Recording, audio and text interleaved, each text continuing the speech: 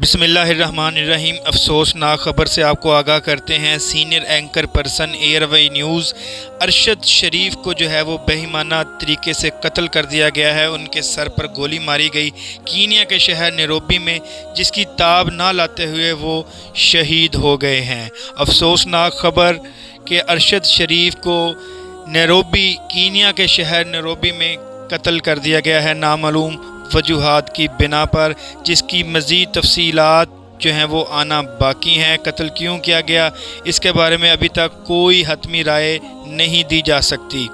آپ کو بتاتے چلیں کہ ارشد شریف کا تعلق اس خاندان سے ہے کہ جس خاندان سے ان کے والد اور بھائی جو ہیں وہ پہلے ہی شہادت کا رتبہ جو ہے وہ پا چکے ہیں۔ ارشد شریف کا پاک آرمی کے ساتھ بھی بہت گہرا تعلق ہے، اور ان کا خاندان کا جو ہے پاکستان کے اوپر بہت بڑا احسان ہے۔ قربانیوں کی شکل میں انہوں نے جو ہے پورے پاکستان کے لیے ان کے خاندان نے جو ہے اپنا خون دیا ہے۔ ارشد شریف کے عمران خان کے ساتھ جو ہے وہ بہت اچھے مراسم تھے، اور پاک آرمی کے ساتھ بھی ان کی وابستگی بہت زیادہ تھی۔ اس کی ایک وجہ تو ان کے خاندان کا آرمی سے منسلک ہونا، اسی بنا پر وہ اکثر اوقات جو ہے آرمی کے جو ہے مختلف جگہوں پر، مختلف کیمپس کے اوپر وہ وزٹ کرنے بھی جاتے تھے، اور پاکستان آرمی کو آنر کرتے تھے دنیا میں، اور ان کا پازیٹیو فیس جو ہے وہ پوری دنیا کو دکھاتے تھے۔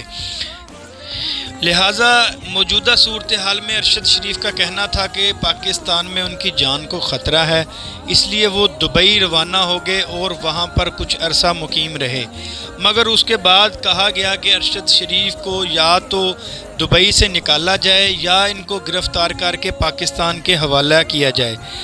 یاد رہے کہ جو ہے ارشد شریف کوئی اشتہاری مجرم بالکل نہیں تھے، ہاں البتہ وہ حق اور سچ کی بات ڈنکے کی چوٹ پر کرتے تھے، اور شاید یہی وجہ تھی کہ ان کی حق اور سچ کی آواز کو دبانے کے لیے ان کو اس دنیا سے ہی رخصت کر دیا گیا۔